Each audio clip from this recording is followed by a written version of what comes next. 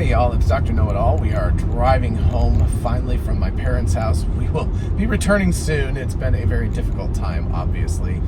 Thank you to the folks who have sent nice thoughts and prayers to us. We do appreciate that. My mom appreciates that, and my dad too. Anyway, so we are driving home. We're taking a slightly different route. We're going to Lynchburg just to avoid 85-95 because it's just doing it again. But what I wanted to talk about today was two things related to the recent Supercharger, like kind of announcement or whatnot from GM and Ford. The first one is that car dealership guy who you should definitely follow on Twitter, very, very worthwhile, has talked about how USA Auto has shut down, I think it was 39 of their stores in the last 60 days, and Capital One, Wells Fargo, and other bankers have really, really tightened the reins on doing auto loans right now. So there's a bit of a feeling of desperation right now in the standard auto industry. The fact that Tesla is still selling well is a really remarkable thing. That's pretty amazing that they're still selling as well as they are. We'll see what happens at the end of the Q2 results, of course, but things have gone very, very well for them thus far, and they're bucking the trend. The big problem with the trend right now, of course, is that the gas cars are just not that interesting to consumers anymore. It's not just because people want to go electric. At least this is my humble opinion about this. I believe what it is more along the lines of people are either interested in going EV, in which case they're willing to put up the extra money to purchase a car right now and go ahead and get it, especially with the tax credits and everything. It makes them look very, very impressive to consumers because they're effectively much cheaper, and I've videos on that, so you can check those out. But I think the other fact of the matter is, if you're not looking at an EV right now, you're looking at a situation of trying to adjust this thing. It's a little bit there, maybe. Okay, that's better. Sorry, it was a little Dutch angle there. Anyway, if you're not interested in an EV, I think the problem right now is that why buy a car? What's the difference between if you bought a 2020 GM, Sierra or whatever, whatever car it is, if you buy a gas car, what's the difference between that and the 2023 version? You probably are I'll just save the money and not get stuck in a bigger debt cycle, because again, most people finance their cars. They don't buy them with cash. So most people, if you're comfortable with whatever the amount was that you've got the loan out for, when interest rates were down in the 3% range or 4% or something, depending on your credit rating, you're looking at a situation where it's why the heck would I then go and jump to a car that was basically the same car and now pay 5, 6, 7% plus for that vehicle? My monthly payments are going to go way up for a vehicle that, because gas cars just haven't changed much in the last decade, it's just effectively the same car. So I think that people are really, really being conservative about purchasing gas cars in particular. And again, if you're going to jump and go to an electric vehicle, whether it's a Tesla or not, that's a big shift. And that, I think, is okay, this is a step change in the quality of the vehicle that I'm driving. By the way, I did a tweet just yesterday, and it wasn't the most well-written tweet in the world. But anyway, I said that I really did not enjoy driving my mom's gas car to the hospital to pick her up from the hospital to take her home. And I needed to, because she just likes that car and she wanted to get into it and everything, right? So anyway, I drove it and I didn't enjoy the experience, but it's got something like 2.4 million views right now. It's absolutely crazy. And of course, the trolls came out once it got popular enough. And, they're telling me I'm a horrible human being. And it's very interesting because I started the whole thing off by saying I was driving to the hospital to pick up my mom. And there has been very little I'm glad she's doing okay, or I hope she's doing okay. Almost all the comments now, that initially it was, of course, all the people that I know. And so I was in the bubble, and it was people going yeah, that's true. But then after that happened, there was the trolls just descended, and they're just you're terrible, gas cars are way better, EVs are terrible, talk about trying to go on a road trip, which I'm doing right now, by the way, in case anybody cares. I'm on a road trip. We're going to make multiple supercharging stops. It's going to be fine. We're taking a different route than we have before, so we're trying something new. Anyway, so you could definitely do it with an EV, and I wouldn't even do it in a gas car anymore because I would have to drive it. Right now the car is driving, so I'm just monitoring the car to make sure it's good. So anyway, but what I'm saying in general is that we've got a step change in terms of the kind of vehicle that you're driving, and it's very well worthwhile to make that switch and expend the money to do so if you're ready to. what's not economically viable or a good idea for people is to just trade up to a car that might have, Stephen Mark Ryan always says, an extra cup holder or something, but you know what I'm saying, just a little cosmetic change, a couple of minor things different.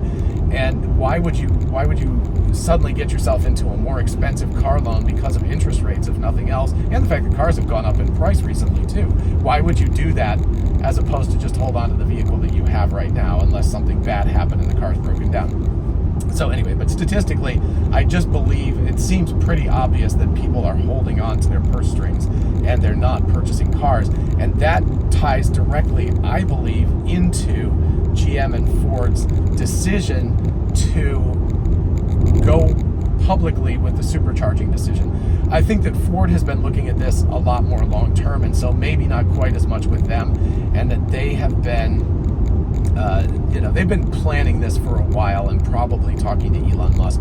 But I think what's happening with GM in particular is that it's going to be difficult in the future, in the next couple of quarters, for Mary Barra et al. To hide the fact that their sales are way down. Remember, first it was the pandemic, then it was the chip shortage, then it was supply chain issues, and so they've been able to do that, and then they've stuffed the dealerships. So dealerships have, and if you haven't seen Car Questions Answered, you should definitely follow him as well. But on Car Questions Answered, he is constantly harping on the fact that you've got the dealerships are getting fuller and fuller, the lots are getting fuller and fuller, and they're having to auction off basically new cars at auction to get rid of the older new cars so that they can fill up the newer ones.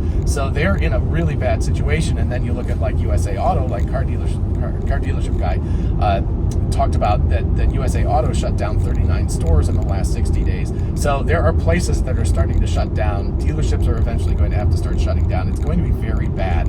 It's going to be incredibly rough because the economy and the interest rates are all not aligning properly. So it's going to, as I've said before, accelerate the transition to EVs, because the people who want to buy EVs are going to stretch and they're going to buy it, but other people are not going to buy cars, which means that they haven't locked themselves into the next 3 or 4 or 5 years of purchasing. So when the next car purchase decision comes around, if the interest rates go down or whatever, there's going to be more of a tendency for them to want to purchase electric vehicles as well. And what are Legacy Auto not doing very well, especially Ford and GM? Now, Ford is starting to, but they're not making or selling EVs at this point. So we're looking suddenly at a situation where they're like, uh-oh, the bottom is dropping out of the business model that we have. We don't have the replacement. We've got the uncanny valley where the demand for EVs is going up and the ability to produce is going down, and the demand for gas cars is going way down, and the production is in overproduction. So we may actually see a blip where there's actually an additional purchase of gas cars for a period of time, because also oil is going down in price too. So as you see oil go down in price and the cost of new cars and gas cars go down because there's less demand, which will force the prices to go down, there may actually be a temporary blip where you suddenly see a bunch of people buy gas cars because they're like, whoa, this is really cheap right now and gas is cheap. But that's just a temporary thing. So that very well might happen, but that's not going to last that long. But anyway, I'm very strongly of the opinion that GM is looking at their sales figures, and they needed some good news, and they needed to future-proof people who want to make an EV decision as they attempt to roll out new EV models. They're just not making very many right now. But if they can convince the consumer to go and take a look at a GM as opposed to buy a Tesla, that at least staves off people purchasing an EV, in which case for 3 to 5 years after that, they probably will not be looking for another car. So that is a bad situation. They don't want to lose those sales. So if they can announce something like, hey, we're going to get supercharging along, it'll be just as good as Tesla, so your car is going to be just as good as Tesla. That's not true, but that's what they will tell you at the dealership, I'm sure.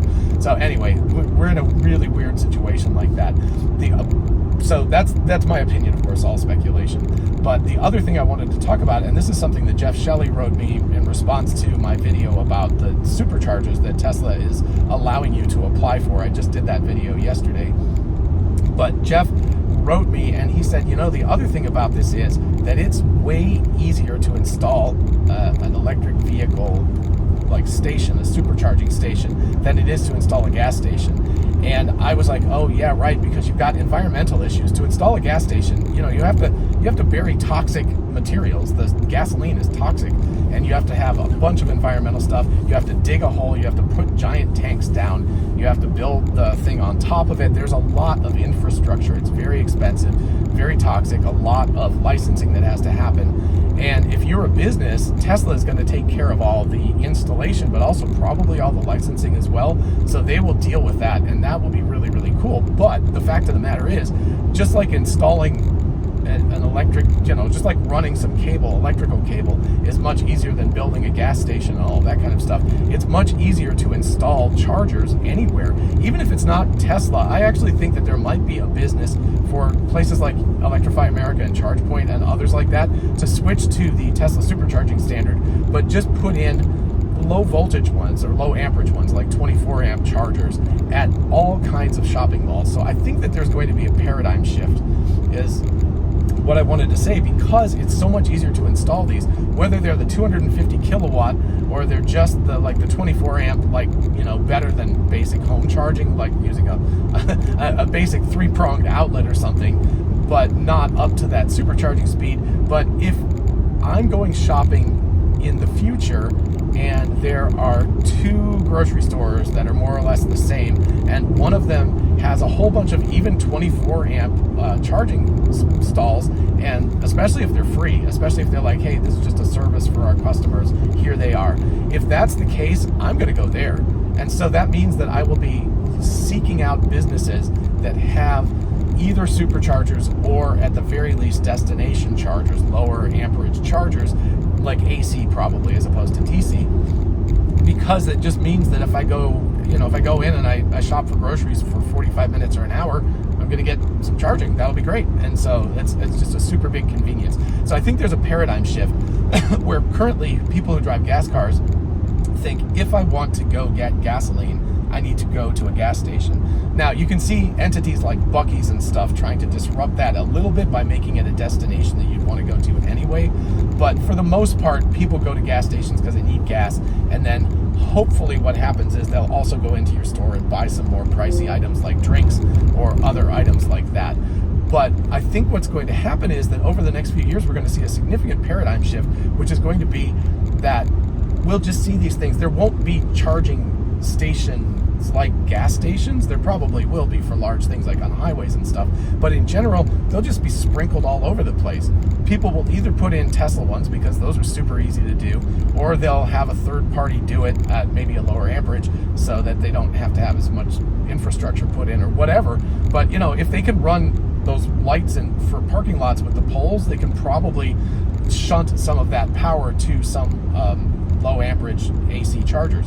So that really does change the paradigm. It means that hopefully what will happen is in any kind of city or community, we'll have just chargers everywhere. And that will be a big help, not quite as much for people who own homes and have a garage and therefore have an easy place to plug in at night, but for people who might have apartments or live in condos or something. And I think eventually those will also have charging options as well.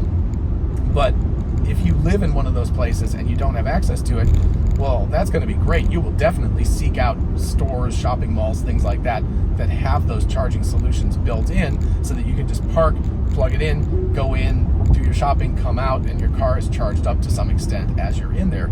So this is going to be a big, big change. Gas stations are the idea of going to a centralized place to get a charge is going to become less and less frequent. It's going to be more diffuse. So just like the power grid with solar power is becoming more diffuse right now, for the longest time it was like coal plants, nuclear plants, something like that, giant plants, and then huge lines that run these things all across the country and lose a lot of power as they transmit things over lines. They're moving away from that somewhat slowly, but not too slowly, to a more diffuse grid to generate power.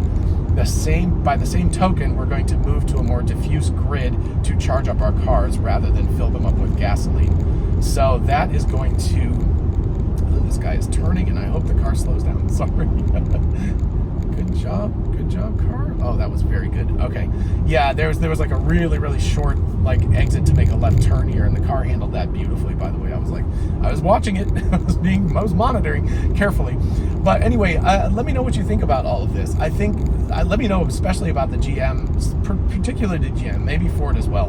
But I think GM is looking at the writing on the wall and going, uh-oh, things are going really bad for our gas business, and we want to have good news prior to when we have to announce results and talk about how bad things are.